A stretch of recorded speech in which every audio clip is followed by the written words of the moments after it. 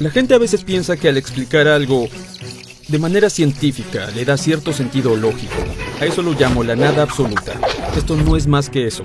Entras a mi casa y el agua está hirviendo en la cocina. Y me preguntas, ¿por qué está hirviendo el agua? Puedo darte una respuesta científica que es: hay una fuente de calor que transfiere energía térmica a través de la pared del recipiente a los fluidos, aumentando la velocidad cuadrática media de las partículas de fluido. Cuando su temperatura se vuelve igual a 100 grados Celsius o 212 grados Fahrenheit, entonces tienes una transición de fase condensada a una fase expandida, a la que llamas ebullición. Y esa es una explicación científica aceptable. Pero si vinieras a mi casa y me preguntaras por qué está hirviendo el agua, yo podría decir, bueno, me apetece una taza de té. ¿Te gustaría uno? Y solo porque expliqué el motivo por el cual hierve el agua no significa que haya dado todas las demás explicaciones posibles, incluido el significado de por qué el agua está hirviendo. En primer lugar, la ciencia nos da mecanismos, y nuestra fe religiosa nos está dando un significado detrás de las cosas de este mundo. Soy Art Louis, profesor de física teórica en la Universidad de Oxford. Quiero contarles un poco de mi historia, de cómo llegué aquí. Crecí en Gabón, África Central. Mis padres holandeses son biólogos. Enseñaban en una pequeña escuela remota en la jungla, dirigida por la iglesia de Gabón. Fue una forma idílica de crecer. Teníamos un chimpancé llamado Perche. Corríamos por el bosque todo el día con los pies descalzos.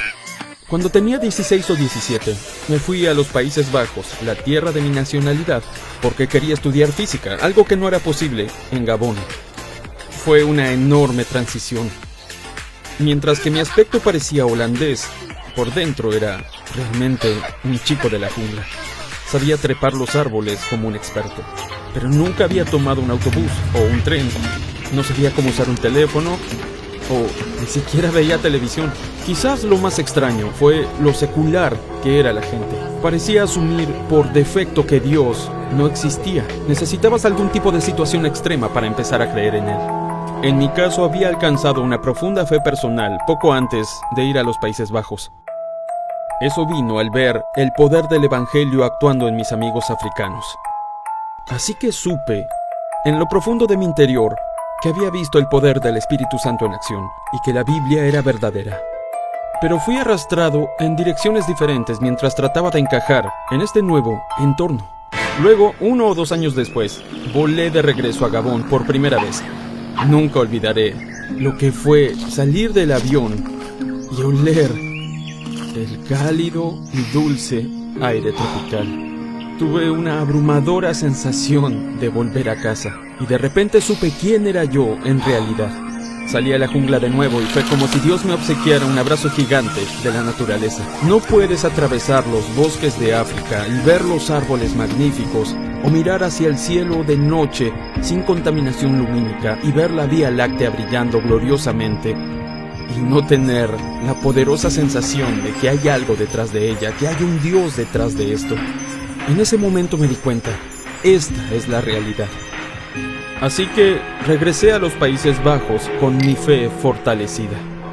Pero entonces surgió una pregunta: ¿cómo puedo unir mi amor por Dios con mi pasión por la física? Algunos de mis amigos cristianos, bien intencionados, me advirtieron que no estudiara demasiadas ciencias. Temían que, cuanto más entendiera sobre el mundo, menos espacio habría para Dios.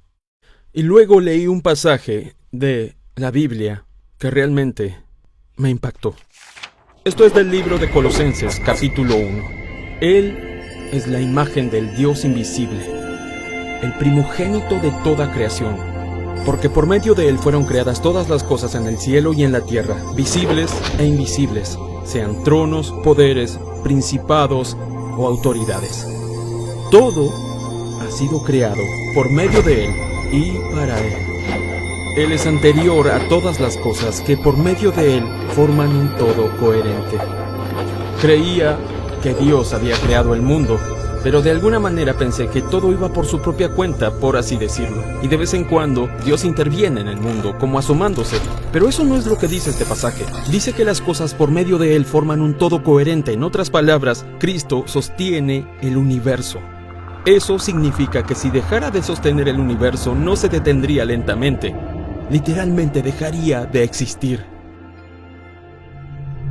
Esto significa que cuando estudiamos las leyes de la naturaleza, aprendemos algo acerca de cómo Dios sostiene al mundo, las maneras regulares en que Dios sostiene al mundo.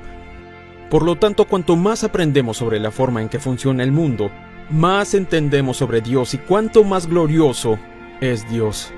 Ahora soy profesor de física teórica y mi medio no son realmente las selvas de África, sino más bien las ecuaciones intrincadamente hermosas que describen nuestro mundo físico.